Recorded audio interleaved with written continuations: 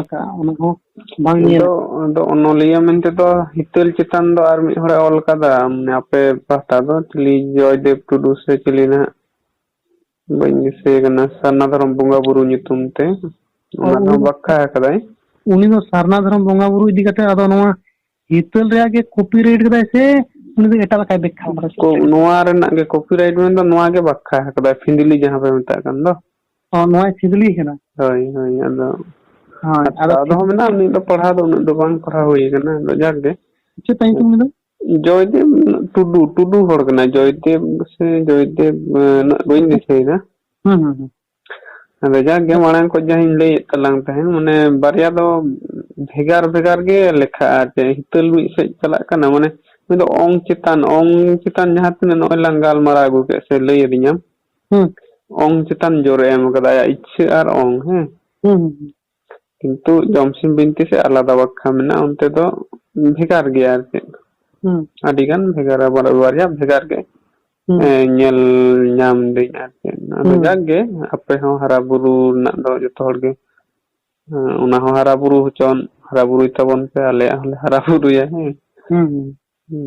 असुविधा दो बांग कना नोआ तो ना धर्म काहे दाड़े धर्म ओंग दाड़े नोने इतिल दो ओना के मेना आर नित हो ने जहां का मेने सिरिज तो रपुड आर रपुड एम सिरिज नोआ धरती धर्म ना सिरिज कान दया आबो सिरिज तो केन कान मुनिया ना धरती धसुड़ा एले धसुड़ा नोआ हरमो हो जहां तने नोय इया हरमो आमा हरमो नोआ हो धर्म आ सिरिज चांगते मेनखान ओका हेलो धर्म मोनिया सिरिज नी रपुद तिया इले दो रपुदा आदो बांग चंग बुगी मेनते चंग आर बांग चंग बड़ी मेनते चंग ओका मेनते चे रपुदा बाबा मेन दारे आदो जागे नोडे ए माने नोआ पास्ता दो ना सरना धर्म पुथी हितल पास्ता दो ना नोआ गे जे धर्म माने मुख्य चे धर्म गे ओना गे तीन लई चकदा धर्म गे मुख्य नोडे दो उनी गे आयुर सुतुई जतो रगे नेला बना हितल लेकाते दो और हितल लेकाते जहां सीरीज रना कथा नेलना लई केदा अंजम हुई कना पढ़ाव कदई दो नोंडे को गे आर इन दो ना जमसिम बिनती को आले दो इन ले बड़ाई गया हम सारी धर्म हड़ जमसिम बिनती हम दो हम बड़ाई सना धर्म हड़ न ठीक गया बार तो नोंडे हिउ कना जहां ना नोंडे ओनाते गुरु गमकिया नोआ जहां हितल रे फोटो लगावेन ताई दो नोआ दो ओकोय हम बको लगाव का पे नोआ दो आइगे लगाव ओचो का कोय नोआ दो जखन पे हाती हितली लेमा डॉक्टर विधुभूषण हेमरम झारग्राम जखन डॉक्टर विधुभूषण हेमरम में ताहे कना गुरु गमके आजा कुडम पास्ता भीतरे फोटो लेना ना भीतरे फोटो का नोआ दो है छे अदा पेत्रंग सा ओना भीतरे हासा रे बनाव ले थान अदा ओने ओंडे गे रायरमपुर नि फोटो वाला आगु लदिया और उनी फोटो चोक दिया फोटो एकना बार का चेहरा बार का अदा ओकाटा जे 50-100 धाव तायम गान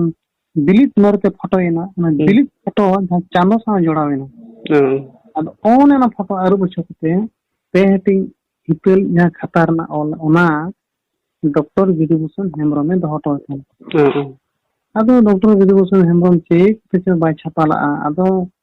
गुरुगम के बोंगा तला एकदम मिट हफ्ता मनांग ये नई कोरंडन फॉर्मल किसकू और नई ये ऐसे कारणी गिना प्रेसिडेंट है कना हजाम मुर्मू सेक्रेटरी से प्रेसिडेंट है कना हजाम मुर्मू आदो उनी फॉर्मल किसकू और फॉर्मल किसकू दो प्रेस है कानते तो है जे नई ये हजाम मुर्मू तिगिने हवा चन डांडबुर दाड़ दिते और चिट्ठी मा कना यार डॉक्टर विधुभूषण हेमरम चिट्ठी किन इदी रहते ओना आरो रोड अगुई मेता किना और ओका कचे सोचे बड़ा करे है से अदो उद्गम मारांग हटी हितल दो उड़ीसा रे छटाल ना बार हटी हितल दो केडू कुचा धार दिसम जहां को मता कान केडू कुचा बिहार पनत रे छटाल ना और पे हटी हितल दो झारग्राम में छपा कथा ताहे कना अदो विधुभूषण हेमरम निथो मेरी हेम्ब्रम माने ये मेरी के nyutum tahena iya Ono getang lay ding tahen. hoy onka gin baray na ado jai hok Bidubhushan Hembrom bahu nithoy le iya je banga pe hating hitel do ale orar ge bagiya tahe kanai ado no ko aro mi hafta manang idi rod kete ona soje bada kate bonga kana mane bonga disome rod kante manang de do nui jahan itu mena iya iya Indian Bhimar ay ayo mane marang kimin te uni aro ona hitel do chal mane pe hating hitel do chal to dia ni ko mena iya uni he se iya do nui dosar di mena iya Sidolal bahu hoy tudu kuri kan ye ale mane abo ge na ado hatom sapi binaw ko dia chala bada ado hatom ai gi ato nongkan katha kana hitel rea kami do guru gomke ado marang do ja ol le tahena ona do sarna dharam hitlei nyutum ge tahe kana acha ado sarna dharam hitlei arbang hitel onka nyutum tahe kana ado dosar bara ado ona prothom ye chitan chhap do tahe kana jaher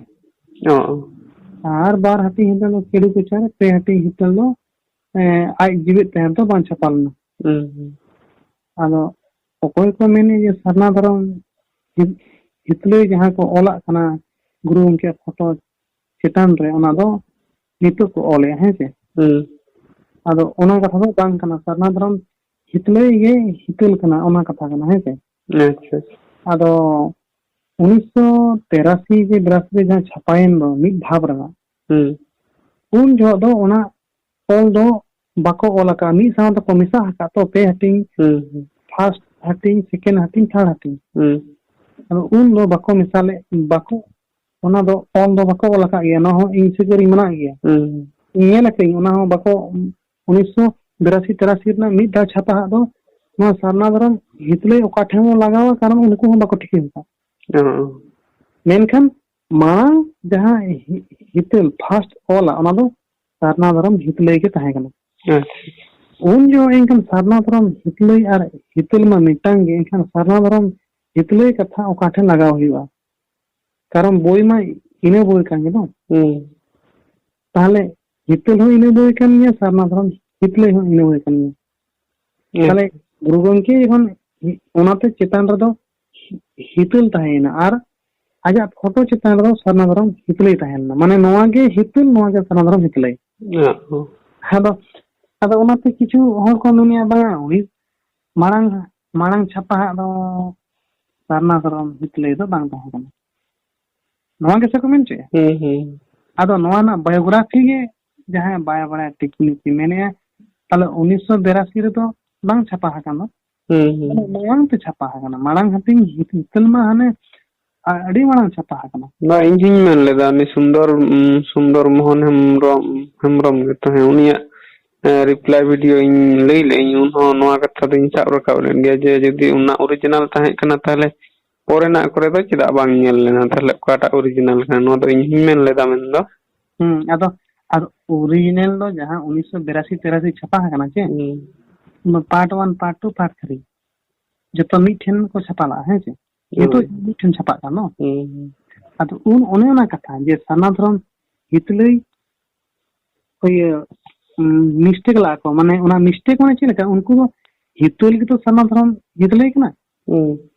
tahle ona ol oka thang lagawa I ona boi ngela kana je ona boi ngela kada je ona sarna dharam hitlei ol banu he che lekin sarna dharam hitlei potop do single potop do na ado enkan itu ide joto ge single em chapaya marang hating single second hating single third hating single enkan mithen ona jetu mitang boi kan ya tale mitang boi kan kana mithen chapa kana enkan ona je sarna dharam hitlei arbang hitel kan barya potop do bai hui dare ana do mitang potop kan ya ado ona ge bar katha bako ola onde ola khan ge to huiwa indo ona ge lei choiten je nongka noa boi na history kana tahle khan ge to chabaina hoy ado ᱟᱫᱚ ᱛᱩᱯᱤ ᱥᱟᱞᱮ ᱨᱟᱹᱜᱩ ᱚᱞᱢᱟ ᱟᱲᱟᱝ ᱨᱮ ᱦᱮᱸᱥᱮ ᱥᱮᱨᱮᱧ ᱡᱟᱦᱟᱸ ᱞᱮᱠᱟ ᱚᱱᱟ ᱢᱮᱱᱟᱜ ᱟᱱᱟᱝ ᱢᱤᱫᱴᱟᱝ ᱞᱟᱹᱭᱟᱢ ᱠᱟᱹᱱᱟᱹᱧ ᱚᱱᱟ ᱠᱟᱛᱷᱟ ᱡᱟᱦᱟᱸ ᱵᱚ ᱢᱮᱛᱟᱜ ᱠᱟᱱ ᱡᱮ ᱛᱤᱢᱤᱱᱟᱝ ᱥᱤᱸᱜᱤ ᱪᱚᱝ ᱛᱤᱢᱤᱱᱟᱝ ᱥᱮᱨᱢᱟ ᱪᱚᱝ ᱛᱩᱯᱤ ᱥᱟᱞᱟ ᱨᱟᱹᱜᱩ ᱚᱞᱢᱟ ᱟᱲᱟᱝ ᱨᱮ ᱦᱮᱸᱥᱮ ᱟᱫᱚ ᱛᱤᱢᱤᱱᱟᱝ ᱥᱮᱨᱢᱟ ᱪᱚᱝ ᱛᱤᱢᱤᱱᱟᱝ ᱥᱤᱸᱜᱤ ᱪᱚᱝ ᱛᱩᱯᱤ ᱥᱟᱞᱮ ᱨᱟᱹᱜᱩ ᱚᱞᱢᱟ ᱟᱲᱟᱝ ᱨᱮ ᱱᱚᱣᱟ ᱠᱟᱛᱷᱟ ᱵᱩᱡᱷᱟᱹᱣ ᱜᱟᱱ ᱨᱮ ᱛᱚᱵᱮ ᱮᱱᱟᱝ ᱜᱩᱨᱩᱣᱟᱜ ᱠᱟᱛᱷᱟ ᱫᱚᱢ ᱵᱩᱡᱷᱟᱹᱣ ᱟᱫᱚ ᱱᱚᱰᱮ ᱫᱚ ᱚᱠᱚᱭ ᱦᱚᱸ ᱜᱩᱨᱩ ᱵᱮᱱᱟᱜ ᱞᱟᱹᱜᱤᱫ ᱫᱚ ᱵᱟᱝᱟ ᱱᱚᱰᱮ ᱫᱚ ᱱᱩᱭ ᱜᱩᱨᱩ ᱜᱚᱢᱠᱮᱭᱟᱜ ᱫᱷᱮᱭᱟᱱ ᱟᱨ ᱥᱮᱭᱟᱱ ᱟᱯᱱᱟᱨ ᱞᱟᱹᱜᱤᱫ ᱱᱚᱣᱟ ᱜᱩᱨᱩ ᱚᱠᱟ ᱞᱮᱠᱟᱧ ᱯᱟᱹᱛᱭᱟᱹᱣᱮᱭᱟ ᱟᱨ ᱤᱧᱟᱹᱜ ᱟᱛᱢᱟ ᱨᱮ ᱚᱠᱟ ᱞᱮᱠᱟᱧ ᱡᱤᱣᱮᱫᱮᱭᱟ ᱚᱱᱟ ᱦᱩᱭᱩᱜ ᱫᱚᱨᱠᱟর ᱚᱱᱠᱟᱜᱮ ᱤᱧᱤᱧ ᱢᱮᱱᱟ ᱴᱷᱤᱠ ᱜᱮᱭᱟ ᱛᱮᱦᱮᱧ ᱡᱩᱫᱤ ᱥᱟᱹᱨᱤ ᱫᱷᱚᱨᱚᱢ ᱞᱮᱠᱟᱛᱮ ᱛᱮᱦᱮᱧ ᱡᱚᱢᱥᱤᱢ ᱵᱤᱱᱛᱤ ᱡᱤᱣᱮᱫ ᱦᱩᱭᱩᱜᱼᱟ ᱦᱮᱸᱥᱮ ᱟᱫᱚ ᱪᱮᱫ ᱚᱱᱟ ᱠᱳᱞᱠᱟᱛᱟ ᱵᱟᱡᱟᱨ ᱨᱮ ᱥᱮ ᱚᱱᱟ ᱥᱤᱞᱫᱟᱹ ᱵᱟᱡᱟᱨ ᱨᱮ ᱡᱷᱟᱲᱜᱨᱟᱢ ᱵᱟᱡᱟर ᱨᱮ ᱥᱟᱹᱨᱤ ᱫᱷᱚᱨᱚᱢ ᱢᱮᱱ ᱠᱟᱛᱮ ᱫᱚ ᱡᱤᱣᱮᱫᱚᱜᱼᱟ ᱵᱟᱝ ᱵᱟᱝ ᱚᱱᱟ ᱫᱚ ᱮᱠᱫᱚᱢ ᱠᱟᱨᱮक्ᱴ ᱠᱟᱛᱷᱟᱢ ᱞᱟᱹᱭ ᱠᱮᱫᱟ ᱡᱚᱢᱥᱤᱢ ᱵᱤᱱᱛᱤ ᱫᱚ ᱫᱩᱲᱩᱵ ᱟᱢ ᱚᱱᱟᱨᱮ ᱫᱷᱮᱭᱟᱱ ᱨᱮᱢ ᱫᱩᱲᱩᱵ ᱟᱠᱟᱱᱟ ᱛᱚ ᱵᱟᱢ ᱫᱩᱲᱩᱵ ᱟᱠᱟᱱᱟ ᱪᱮᱫ ᱵᱟᱸᱫᱷᱣᱟᱱ ᱵᱟᱡᱟᱨᱮᱢ ᱦᱩᱠᱟᱹ ᱯᱟᱥᱟᱭᱟ ᱵᱟᱝ ᱟᱞᱮ ᱫᱚ ᱥᱟᱹᱨᱤ ᱫᱷᱚᱨᱚᱢ ᱠᱟᱱᱟᱞᱮ ᱚᱱᱟ ᱟᱢ ᱥᱟᱹᱨᱤ ᱫᱷᱚᱨᱚᱢ ᱨᱮᱭᱟᱜ ᱠᱟᱛᱷᱟᱢ ᱚᱱᱟ ᱡᱚᱢᱥᱤᱢ ᱵᱤᱱᱛᱤᱢ ᱟᱯᱱᱟᱨ ᱫᱟᱲᱮᱭᱟᱜᱼᱟ ᱵᱟᱢ ᱫᱟᱲᱮᱭᱟᱜᱼᱟ ᱪᱮᱫ ᱦᱤᱛᱟᱹᱞ ᱦᱚᱸ ᱡᱮ ᱟᱞᱮ ᱥᱟᱨᱱᱟ ᱫᱷᱚᱨᱚᱢ ᱠᱟᱱᱟᱞᱮ ᱢᱮᱱᱛᱮ ᱛᱚ ᱥᱟᱨᱱᱟ ᱫᱷᱚᱨᱚᱢ ᱠᱟᱱ ᱠᱷᱟᱱ ᱞᱮ ᱠᱟᱞᱠᱟᱞᱟᱜ ᱟᱞᱮ ᱛᱚ ᱮᱱᱠᱷᱟᱱ ᱜᱮ ᱪᱮᱫ ᱱᱚᱣᱟ ᱦᱤᱛᱟᱹᱞ ᱨᱮᱱᱟᱜ ᱡᱟᱦᱟᱸ ᱜᱟᱵᱮ ᱢᱮᱱᱟᱜᱼᱟ ᱚᱱᱟ ᱜᱟᱵᱮ ᱫᱚ ᱟᱯᱱᱟᱨ ᱫᱟᱲᱮᱭᱟᱜᱼᱟ ᱵᱟᱢ ᱫᱟᱲᱮᱭᱟᱜᱼᱟ ᱛᱟᱦᱞᱮ ᱱᱚᱣᱟ ᱫᱷᱚᱨᱚᱢ ᱡᱟᱦᱟᱸ ᱟᱥᱞᱤ ᱡᱟᱦᱟᱸ ᱟᱢᱟᱜ ᱟᱛᱢᱟ ᱡᱤᱣᱤᱫ ᱮᱢ ᱟᱹᱜᱩᱭᱟ ᱚᱱᱟ ᱫᱷᱚᱨᱚᱢ ᱫᱚ ᱦᱟᱦᱟᱲᱟ ᱜᱮᱭᱟ बुझे क्या हमसे बुझ किदिन जतो गे ताहले ᱪᱮᱫ ᱤᱧ ᱞᱟᱹᱭᱫᱟ ᱵᱮᱥ ᱜᱤᱧ ᱵᱩᱡ ᱠᱮᱫᱟ ᱛᱮᱦᱮᱧ ᱫᱚ ᱦᱮᱸ ᱢᱟᱱᱮ ᱱᱤᱡᱮ ᱦᱚᱸ ᱯᱚᱲᱟ ᱡᱟᱭᱦᱳᱠ ᱢᱟᱱᱮ ᱠᱟᱛᱷᱟ ᱨᱮᱱᱟᱜ ᱱᱚᱣᱟ ᱜᱮ ᱡᱟᱦᱟᱸᱭ ᱫᱷᱚᱨᱚᱢ ᱨᱮᱱᱟᱜ ᱪᱟᱨᱪᱟ ᱠᱟᱱᱟ ᱡᱟᱦᱟᱸ ᱫᱷᱚᱨᱚᱢᱮ ᱯᱟᱹᱛᱭᱟᱹᱣᱟᱜ ᱠᱟᱱᱟ ᱥᱟᱹᱨᱤ ᱫᱷᱚᱨᱚᱢ ᱪᱮ ᱵᱟᱝᱟ ᱥᱟᱨᱱᱟ ᱫᱷᱚᱨᱚᱢ ᱪᱮ ᱵᱟᱝᱟ ᱤᱥᱟई धर्म चे बांगा मुस्लिम धर्म से हिंदू धर्म जिनिस तो आलादा करना और धर्म nyutum te राजनीति को ओना दो आलादा राजनीति तो भिन्न करना और धर्म पतियो दो ओना जुदा गया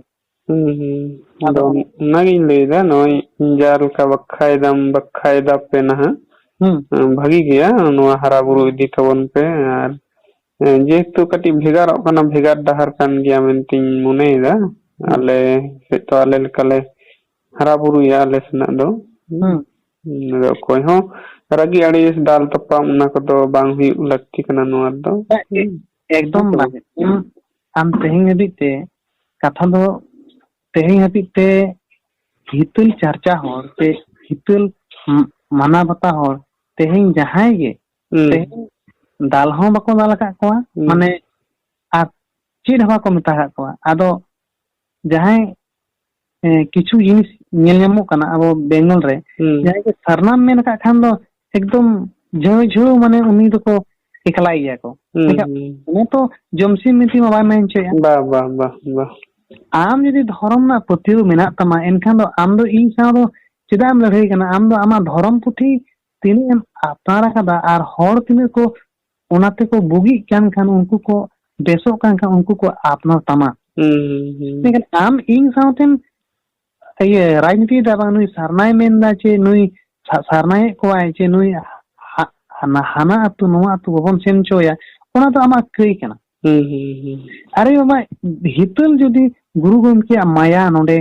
तोला कना आर इन ओना माया इन आत्मा रे तोलेना एनखाने ओना माया ते होर जदी बुगी आय नोआ ते ताले एनखान उनी तो आमदम साब दाड़े उनी तो गुरु गमके ठीक आए और अगु को अकोय को चे और अगु का बई मेन दाड़े दोना के नोने इन जहिन लई केदा मने कथार लई केदा जे दाल तोल बांग हुई उचित अपे हो हारा बुरु पे आले हो हारा बुरु ओना गे आदा वास्तव रे दाल तोल ना कथा द बई लई चेदा दाल तोल वास्तव हुयु कना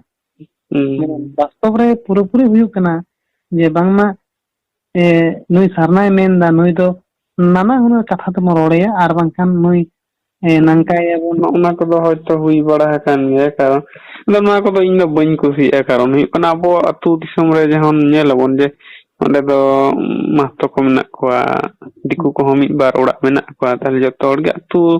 ओड़ा रे माने ताहेन कना बन सरना को ताहेना सारी धर्म को ताहेना जतो ओड़गे मेसामसी ताहेन को चे असुविधा तो बानु banu'a he banu'a ado nowa mitang je guru gomke ho mitang guru kana he che to nui guru judi teheng santar hui kate judi santar ko bako apnariya tale nui guru teheng abo dom badaya je node bhalo pahar jaha kuchiya node bandwan thana under रे तेहें जहां मेना तबना भालो पहाड़ जहां ओंडे कमल चक्रवर्ती कमल चक्रवर्ती डाडबुस डाहारडी चलाव कते गुरु गंके ठेन थुमे हताव कदा नाम बड़ाय चे बम हताव कदा नित हो चला में कमल चक्रवर्ती गुरु गंके ये सावते फोटो कनाय आय दोय उन जीवन कोड़ाय ताहे कना आर गुरु गंके सावते फोटो कनाय आर ना नेल ताय ना अच्छा नित हो मेना कमल चक्रवर्ती फोटो नेल कदा एंगन आरे मेने इन डाडबुस डाहारडी चलाव ना आर आय ठेन इन ये थुमिंग हताव गोदा तेहें यदि पंडित रघुनाथ मुर्मू संताल को बाम अपनार चो को एनखान नुई ठेन थुम हताव कते एटा जाति को अपनारिया एनखान इने हलो अमा मेदा बांजरो तमा तो अदो चिले अब नोडे तो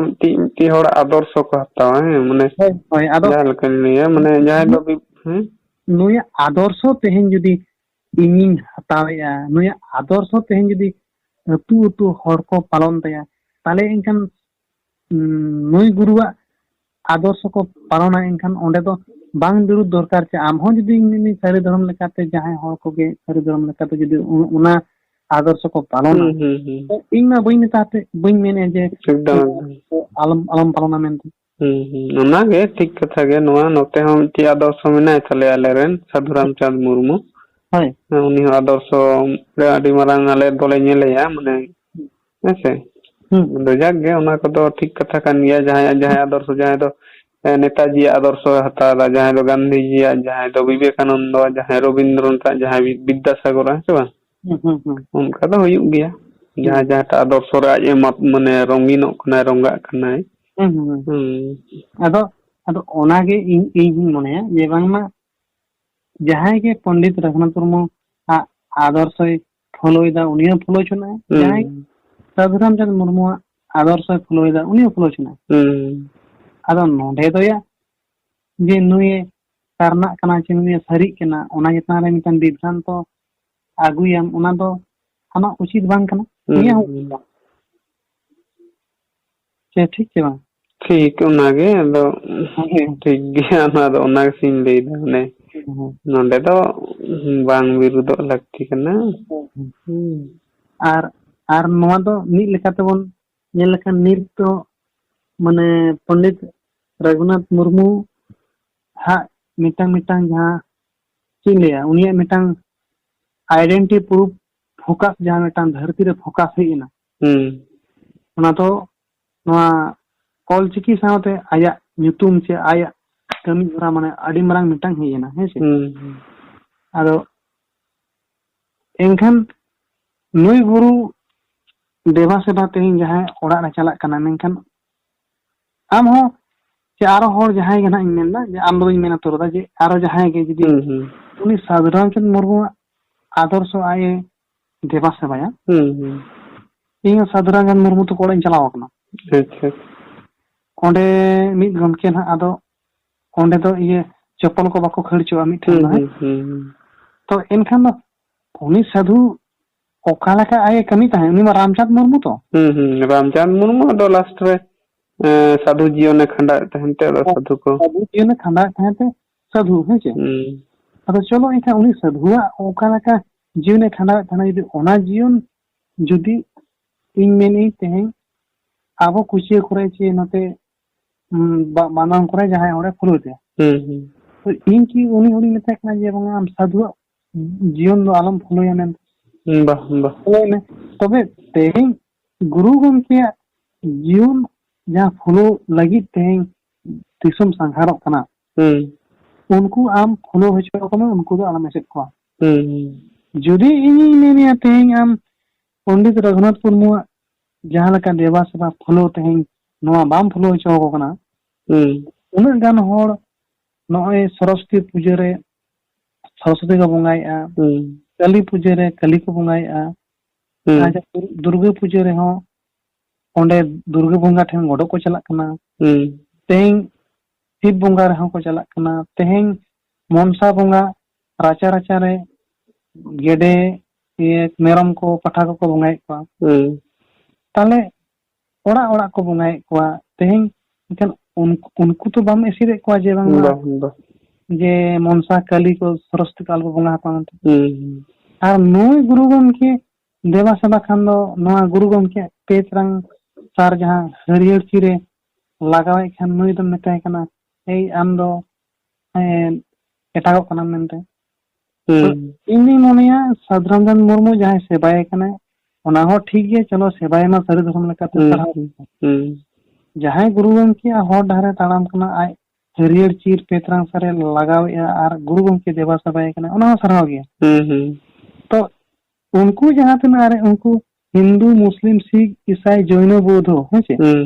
उनको बंगा को तेहें सांताड़ बखोर को बोलो कान दो माने कली को मनसा को दुर्गा सरस्वती बाइबल हेचे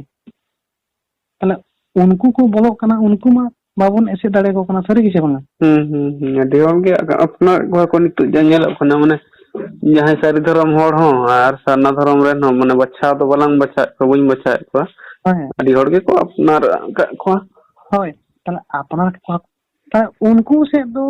ओकोय माजी हो ओकोय पारगाना हो ओकोय सुसरिया हो माने उनको से दो मेद दो को तेरा ना आड को तेरा है ना पंडित रे फोटो को तेरा है ना गुरु पंडित हो ना पेतरंग सर हरियर चीर को तेरा है तले उनको मेद माने मेन उनको मेद गे माने आको मेद गे मान ठीक तको इन दिन माने अच्छा माने चेलका उनी माने आज या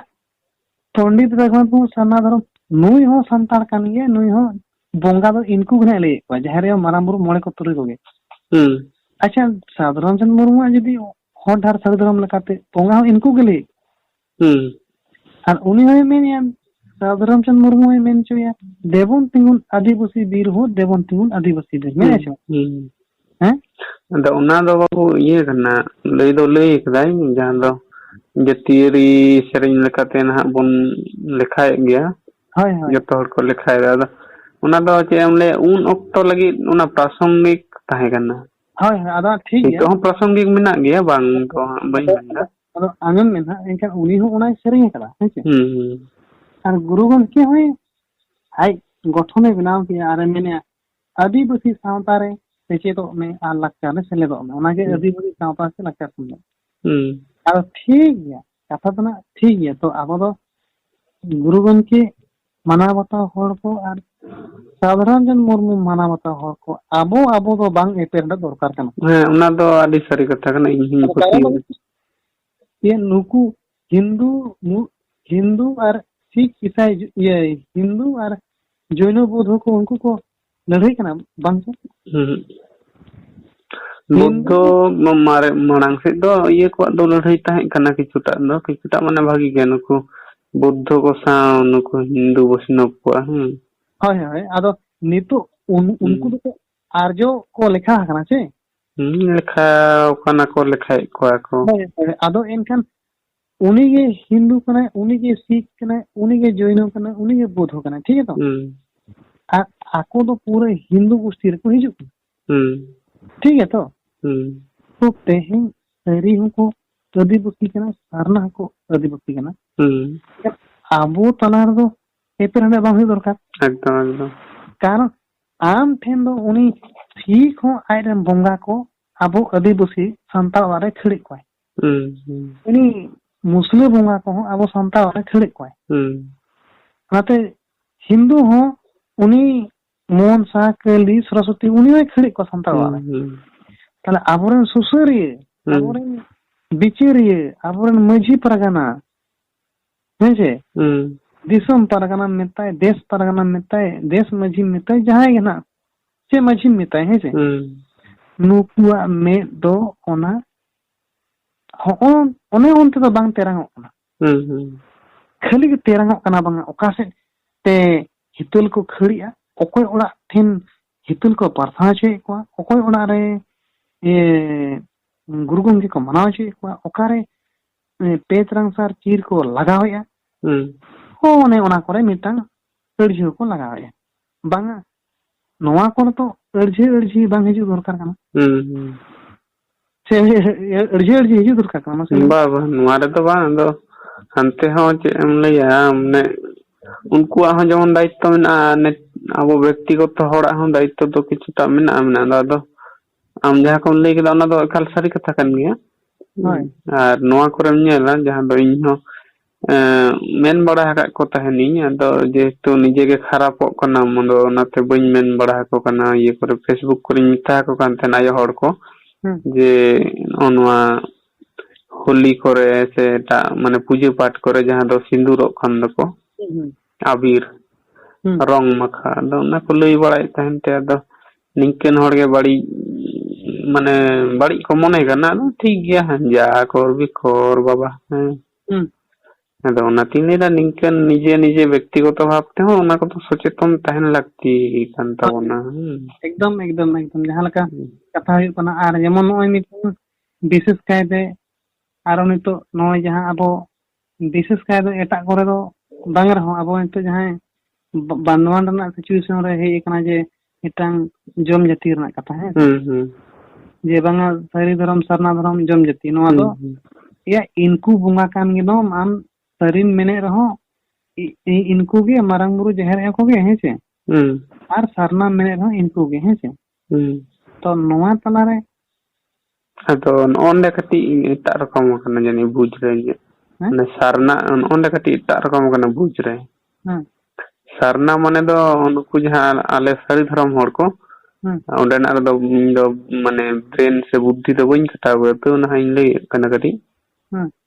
सारना माने बृहत्तर सारना को उयरा कना से मने दको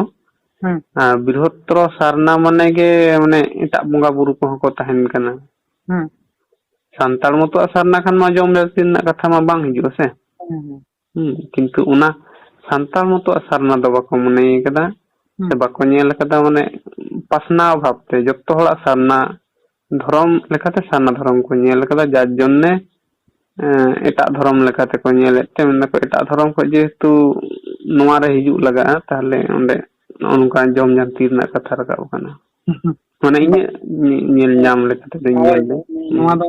ना जहां लका उनको नेल नाम से भेक तेगे है से तबे ओनकान बंगा दो बांग कना जहां तना गे तेहें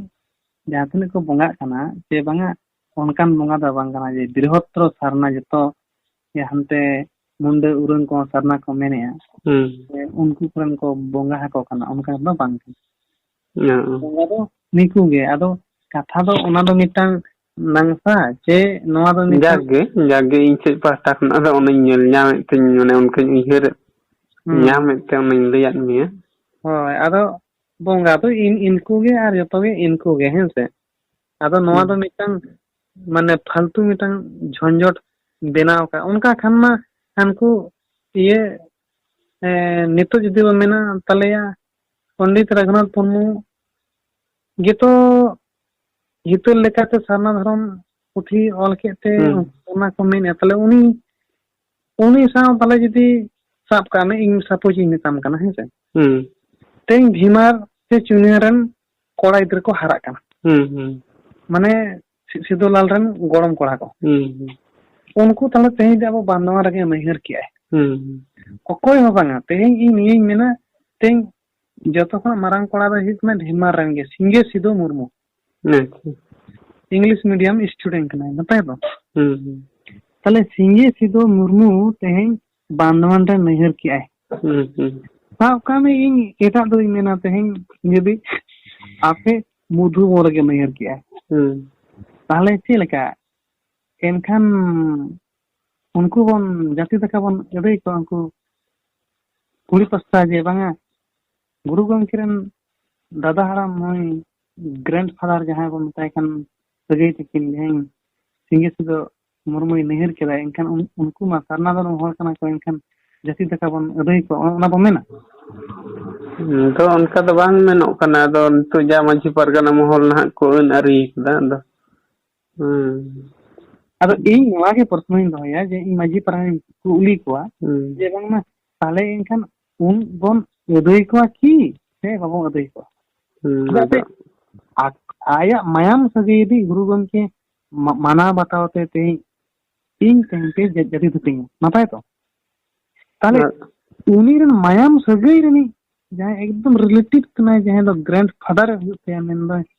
ᱛᱟᱦᱞᱮ ᱩᱱᱤ ᱡᱩᱫᱤ ᱱᱟᱹᱭᱦᱟᱹᱨ ᱠᱮᱫ ᱠᱷᱟᱱ ᱪᱮᱫᱟᱜ ᱡᱟᱹᱛᱤ ᱫᱟᱠᱟ ᱵᱟᱝ ᱞᱟᱜᱟᱣᱮᱭᱟ? ᱠᱟᱛᱷᱟ ᱠᱟᱱ ᱜᱮᱭᱟ᱾ ᱪᱮᱫ ᱞᱟᱹᱭ ᱟᱢᱟ ᱤᱧ ᱢᱟ ᱩᱱᱤ सेवा te ᱤᱧ ᱡᱟᱹᱛᱤ ᱫᱟᱠᱟ ᱞᱟᱜᱟᱣᱤᱧᱟ, ᱮᱱᱠᱷᱟन ᱩᱱᱤ ᱫᱚ ᱚᱱᱟ ᱢᱟᱭᱟᱢ ᱨᱤᱱᱤᱡ ᱜᱤᱫᱽᱨᱟᱹ ᱠᱟᱱᱟᱭ, ᱮᱱᱠᱷᱟन उनी बांग लगाए उनी यदि बहु इदी तबना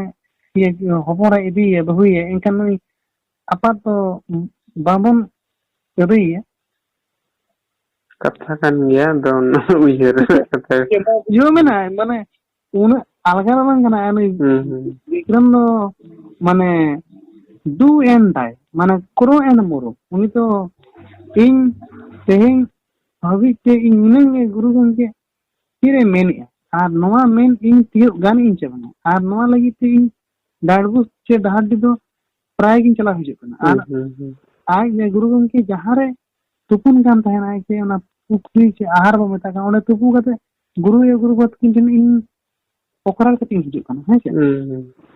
तो इन पोकराल कते हिजु कना इन गुरु बाबा ठेन नवा गे ते गुरु गंगे ठेन इन नवा गे नेहर प्रार्थना जे बांगमा तेहें यदि आम सेवा करते तेहें आले नवा अर्जुर को अगु लिया माजी परगना को ताले इनखान आम ताले इनखान आम गेले पांजा हटा में आम पांजा खातिर ते तेहें ती जाति दका लगाव लिया इनखान आमा काहे दाड़े ते जहां ऑन की चला कना इनखान नवा दो ओका से जाति दका लगा को आचे बा आदो नवा गे ना इन दो ओनाते आर इन ठेन जहां सपाप को मेना इन जहां कमी कना आम पले इन ओड़ा बाम हे कना हेसे आदो इnya ओड़ा रे जहां गुरु गंके देवा सेवा हुई कना से आरहो जहां तने गे नोंका गुरु को गुतु बलांग कना उनको यदि नवा गुरु गंके ठेन सामांग वाला खातिर ते जति तक लगाव को इनका मसे बुझो में नवा तो अडी लाजा पड़ा कथा कना चबा तेहें यदि नवा गे सरकार यदि नवा बड़ाई नाम केदा बुझो का ममता सरकार ये पंडित रघुनाथ मुर्मू तेहें यदि पेपर बजी हुआ तने इन को जाति तक केदिन इन जना पेपर बजी जे पंडित रघुनाथ मुर्मू देवा सेवा जिन्नो सारना धर्म ग्रंथ इतल प्रार्थना करार जिन्नो आमाके भारत जेकान माझी परगना महलेर पक्ष थेके आमाके जाति दाका भोज आदाय करेছে এটা माझी परगना महलेर बक्तव्य जे अपनी पंडित रघुनाथ मुर्मू के स्मरण करते पारबेन ना ताहले इनखान लई में ममता सरकार हुलके जमा चे बाय जमा ऑल नोआ नोआ कथा आम बुझो दाड़े काम से बा बुझ चुके ताहले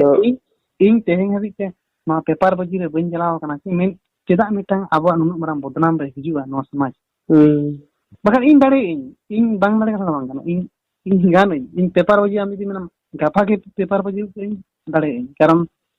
इन आनंद बाबा पत्रिका प्रतिदिन जहां गे होका आदो तें समाज अपमानोआ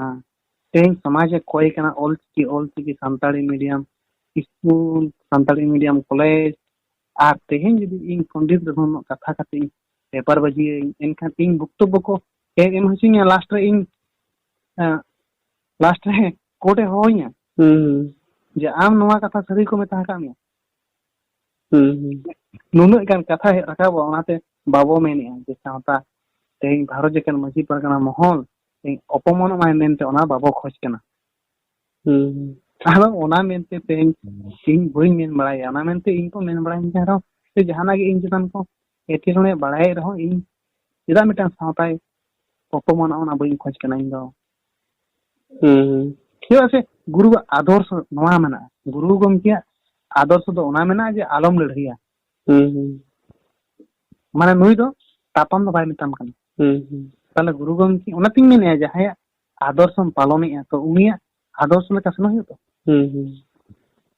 चेल का नहीं ठीक गया ना तो ओना मेनते अब हो बाबन बढ़ा बढ़ती अब हो चापचुप किचो दाल बन रहा को एगर बन रहा को गोई बन रहा को दाल गोई को तो बांग सहा हुयो माने एगर दो समालोचना ओना को तो चला गया जुक्ति को चला गया हाय आदो नोन उनका के आदो उन्हें लारी लिया नहीं जे धर्म माना होड़ दो को धिना गया यार जहां कुलकुली या सरी धर्म सरना धर्म निपुण तो उनको कुलकुली होड़ दो को धिना गया ठीक ओना दो एकदम ठीक कथा करना अदो बोया में दिन ढेर लंग निंदे केदा है एकदम ठीक ना तीन गान ना 11:30 साढ़े के 11 साढ़े ना अदो नापाय था अदो मा गपल मारा रे तीन गानम बुझो के चेक लेका बुझो दाड़े बुझ तो जतो गे ठीक गया अदो ना गिन लेया हरा बुरु दी तलांग में दी तबन में हितल हो हां और इन माने आम तुइन बड़ाई में इन हम बड़ाई इंगे इन दो सारी धर्म पहटा कनी हां अदो तबे निनंग दो आम तो निये तो बड़ाय जे बांदवान ब्लॉक खना डाहार टीचे डांडपुस्ते जहांते गे हर को रेलाओ आकाना जहांते उनंगे तो इंगे हेटर तो मनी ओना तीन ले आम कना एटा को जुक्ति खना तो जुक्ति गालमारा खना दो आमा दो भेगारा केदा भेगारा नोयाम लई के दानी जेते हो ओना तेते आम दिन फोन आम गया से आम सुनी गालमारा गया एटा को संगे दो हने राजारी सामे सी कते जेमन इले बैद्यनाथ हंसदा आई माने सिंगल पारगाना होय अरे परे मिट्टी में नया उड़ीसा से रेन रातू हंसदा उनी हो आई लेका कते बखाय आई होय अच्छा और सुंदर टुडू का से नोना ये से नाम के दे झारखंड गे होय उनी हो ठीक ठाक दो जुक्ति को बाय रोड दबाय गालमारा दाचे होय अदो उना खन दो आम दो जथेष्ट ठीक ठाक गया छे रोड गालमारा दो ना हितल को हितल जहां मेना नोवा के जहां तीन उनई फिदली दड़या इनई फिदलिया बइन दड़या खान दो हाते भई नोई इन चाचो kana तबे उन दो अरिन केटेजोआ ये कथा एकदम ओना दो जतो गे इन हो ये के गालमारा हुई दड़या इन तें प्राइमरी एडुकेशन रे हितलिन साबा कना हुई दड़या इन नितो बयस दो कम गितिया तबे कम माने इतो दो अरे नुकु सुबोध हाता एमान तो अबरन दो आपात कना को तो आपात फाइम लड़ई कना ओना बुझोया होपन आपात फाइम लड़ई कना उनको दो अबरन दो बाबा कना को अब दो गिदरे आकोरेन गिदरे को तेहें को पढ़ाव कते तेहें को मारांगा कना और उनको बयस और आबो बयस मिट गया उनको दो अभिज्ञता का हुई कना उनको संगे दो चिकते बनते ओनय ओना दो ठीक कथा के लैदा इने कम बयस रे धर्म से दहरा होर दो कम गया को होय अदो एनकन तेहें सुबोध तो को जदी आइरन हपन बयस अनुमानिक माने आइरन हपन बयस लेखान केन उनी सा आपाते लड़ैया नोआ दो आको हम बको बराव करा आर नितो आबो नुन कम बयस रे तें गुरु गमकिया से साधुरंजन मुर्मू जिनिस बन चर्चाया ताले नोआ मेटा आरु भाग्य कथा छ बांगा भागी केतो आदि भागी कथा इन सारी धर्म लेकाते होई छना सरना धर्म लेकाते तो आबो मेटा चर्चा बन आलगो एकदम नोआ दो आदि मारंग कथा हम रोड कथा माने आदि नपाय आर मारंग कथा है ओए तें जदी बाको चर्चा हचो आबोना एखान चिके फिदली आमा एकदम दो ओना गे माने इन हो बाको कुसियन गे आदि होड़ गे माने दो बड़ायम से बां इन हो बाको कुसियन गे कुसी दो ढेर होड़ गे जहाना के इन जतो होड़ गे कटी समालोचना गया उन्हें दर्शन रेन स्टूडेंट कनिं तो दोका के चंग बहो रे बांग सा बहो नहीं खाय दादे जोन जहां को बइन बुझे थाना मिन कुल के मिया है आ जहां को दो श्रीपति बाबू हम टी बइन बुझला उनी हो कटी ये सोशल मीडिया रे नाम के दादा सोशल रे अदो इन दो ने बइन ये को आते आम जहां कोम लई के दाल तपम जिनिस दो इन दो बानुआ बेस बेस तेगे जुक्ति रना कथा तर्कना जहाते माने समालोचना हन समालोचना गया माजे माजे दो इन हको समालोचना इन मा उना को जतो ठीक गया दो ने उनके जाय हो कथा दो नय तलांग गालमरा दो निंके का है तबे निने कम बयस रे छोटो हुई कना अदो आदि आदि सरहा अदो और यदि बाको कमी होचो इnya माने इन हो यदि बाको कमी इन से कोना दो बाधा तो बाम न्यामा बाधा बई एम कद में इन कमी होचो इन पे नो ओना जिनिस फिजली मा हेसे एकदम इन कमी कनन यदि इन नवा कमी तलार पे क्वेश्चन या प्रश्न या पे जे आम हितलेन चर्चा केदा नुनु